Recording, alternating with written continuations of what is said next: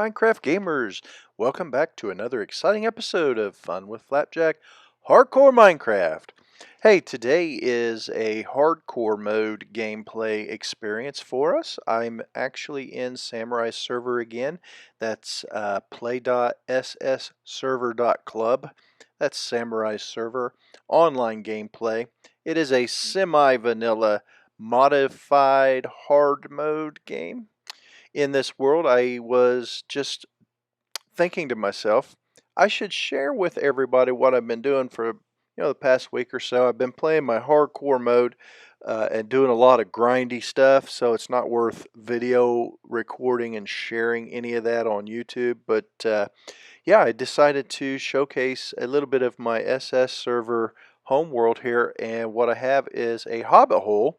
And this, for those that follow Grian, might look familiar. That's Grian's Hobbit hole entryway, but the inside is my own design. Just a tiny little Hobbit space that was where I started in this area a couple weeks ago. Back in the back here I have an automatic chicken cooker, and it's cooking up some KFC delicious greasy fried chicken, baby. Got some storage off in the side, and then over here's Timmy. Timmy's my little mending villager, and yeah, he's trading mending books with me for really reduced rates right now because, hey, honestly, I just haven't been buying them lately, so I can get them for as cheap as 7 emeralds a book right now. That's pretty awesome. Up in the sky there, off in the distance on the horizon, you can see I've built one of Avomance's iron golem farm for farming iron, and it's working decently. And then these buildings used to be actual village buildings, and I stripped them down to the bare frames and redecorated them a little bit, made them nicer.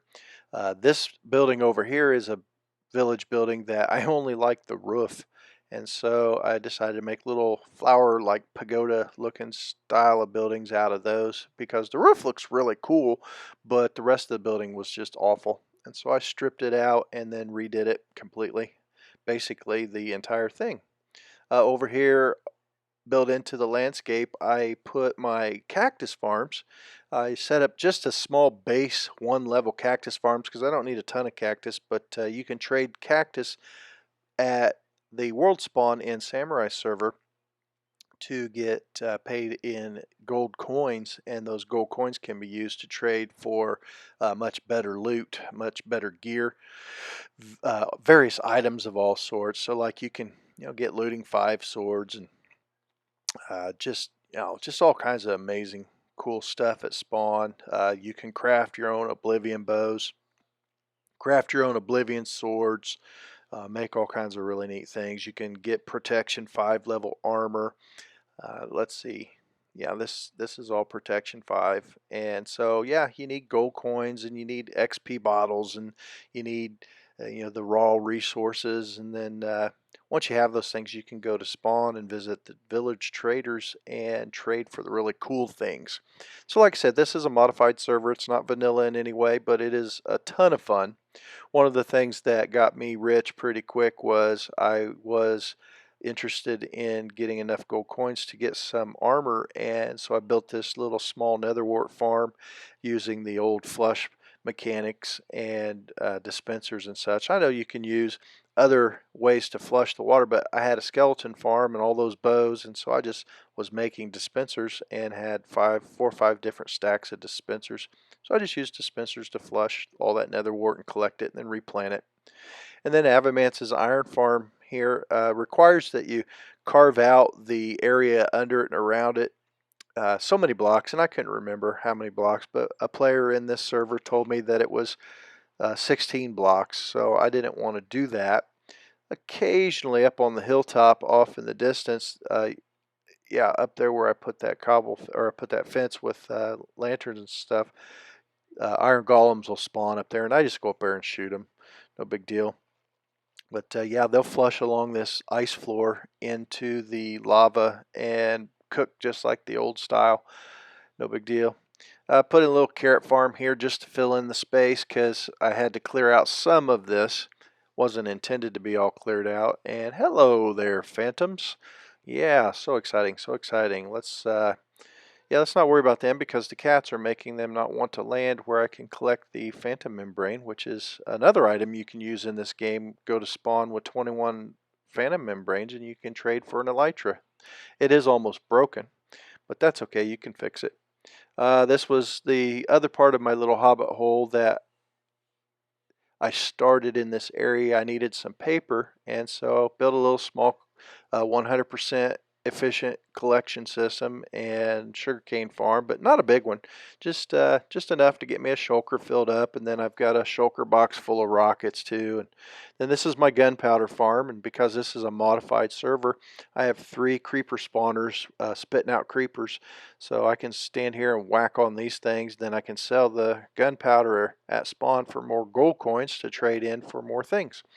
So it works out pretty nicely overall. But yeah, it just collects it all, and then I compress it all and take it to spawn and sell it when I need gold coins. I also have filled up a shulker filled with TNT. Then for personal reasons, I just filled up a compressed gunpowder shulker box full too, in case I get raided or something stupid and have to relocate. Then I've got all kinds of stuff to get started again. No problem. This is my cow cooker. This is an auto cow killer farm. The 8 pistons draw the grass blocks back and drop the cows down into a lava blade. There's a cow here. Might pop another cow. I have 2 spawners going, so usually it has 2 cows in the amount of time I set for the etho hopper clock to kick the system on and off. It'll pulse just as quickly as you saw on the screen and drop the cows down 15 blocks actually to the bottom where the hoppers collect the resources, but just like three blocks above that is a lava blade. And so the lava blade cooks the cows and does all that stuff for you, so you don't have to cook them. But I did collect a whole chest full of raw beef because you can trade the stacks of raw beef to get more cow spawn eggs, and so I didn't want to have only cooked in case somebody wanted to buy some raw beef or something from me. So outside of the Hobbit holes, I've been working on redoing the village area and stripped down the village buildings and designed them my own way. So I moved the wishing well over to here. I also looked online and saw that there was a really neat style to how to change up the wishing well. So I went ahead and did a little bit of that. Over here is where there were 2 buildings, the leather workers building home, and then just a empty random looking building was right beside it, and the roof lines connected. So yeah, I built a hog pen. Yeah, what village doesn't need a nice hog farm? And so got the little piggies here, little piggy. Yeah, very cool though. Had a lot of fun redoing this. It was an oak building, and so I stripped it all down and changed it over to spruce. I left the oak pillars to show the supports inside and whatnot, but off in the distance you'll see that I have an ocean biome right beside this village, and this was what was attractive to me in the first place because I thought I might do a pirate ship in the bay. And so I just finished my pier and have it all decked out with the bad omen banners, which make it kind of look like a pirate's bay where they would be smuggling and offloading all of their pillaged goods from raiding all of the villages and slaughtering and massacring and mayhem. So yeah, anyways, yeah, got all these really cool banners set up and stuff. So I'm having quite a bit of fun in Samurai server, and this is what I've been working on when I've only been doing the grindy stuff in my hardcore world. There's really nothing to record, just a bunch of grindy breaking blocks and the stuff that's kind of Minecrafty boring. So I've been spending a little time away from that in my world here, which thought I'd just zip around real quick and show you what's up from the sky view. It looks pretty cool. Clearing out a swamp area over here, getting all the trees, and then tons of slime have been spawning because of it. So for those of you that aren't aware, you can in Minecraft, when you cannot find a slime chunk, set yourself up with a swamp that you level down to like sea level, and then just fill in all of the water with the dirt, grass blocks that you collect and such. And then at night, when the moons are right, which is about 3/4 of the nights in Minecraft, you'll have an enormous amount of slime spawning if you're in a hard server, and even more so in hardcore. But I'm going to jump over to the end real quick and show you a poor man Enderman farm that I was doing. Snow Crash did one way back, and so I've built poor man farms from time to time just because I think they're kind of cool. But yeah, I'm going to jump over to the end here and show you what I've done for my own style. Modified his approach a little bit. Instead of just having the 2x2 block space falling down, I did 2 of the 2x2 spaces, and then I thought, yeah, why not let them drop down in these little 1x2 spaces as well. But honestly, I think if I experiment with this approach again, then I'll probably just clear out all of the blocks and let them fall down, and then just go around and whack them now that I've done this. But way off in the distance, I got ridiculous, and I did light up every spawnable space that I could get to. Occasionally, from time to time, in the really low areas of the end islands, you'll see, yeah, there's one. You'll see an Enderman pop up in a dark spot. But 128 blocks in all directions. I lit it all up except for this island.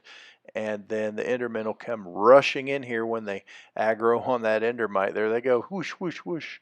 And so this is just a different approach to Enderman farms. There's, the old traditional one, floating in the void. And then there's the newer style that is down at Y level 1. And then there's this approach here, of course, which is just carving out a lot of blocks. It actually is a lot of fun to build. Just takes a lot of time to do it. We'll peek down in here and see. Peek, peek, peek. Oh, yep, there's a bunch of Endermen just waiting for me to whack them with my whacker whomper. My sword, I named it the Wither Whomper just because I was doing wither skeleton skulls. Quite a few of them, actually. But anyways, these are those really great bubble columns. You can just take the elevator down and the elevator up, and makes things a lot easier than climbing up a ladder. Now these pads here, they are 42.5 blocks from where they fall, so they don't die. They're just half heart, 1 heart when they land here, and yeah, just wham, there they go. Then you scoop up all those ender pearls and you're set for life. Let's jump over into the nether here, and I'll show you the wither skeleton area that I built. Just kind of grindy, not an actual farm. It's not efficient for anything other than playing in the nether and having some fun, getting chased around by all the different nether monsters, and then collecting wither skeleton skulls while I'm doing it. So I've had a ton of fun, and I've aggravated all the pigmen in the nether, and no matter where I go and how far away I go, aggravated pigmen are trying to kill me. So that's pretty funny, kind of hilarious. But I flattened this nether fortress area inside of the nether rack so that I could farm wither skeleton skulls. And overall, I've done pretty good. I managed to get about 40 plus wither skeleton skulls out of this. But all right. But I just realized that this video is almost 15 minutes long, and so I'm very close to my limit. I'm going to shut this video down and do a part 2 where I'll show you what it's like to go to spawn and actually trade with the villagers. So I'll catch you in part 2. Thanks for watching.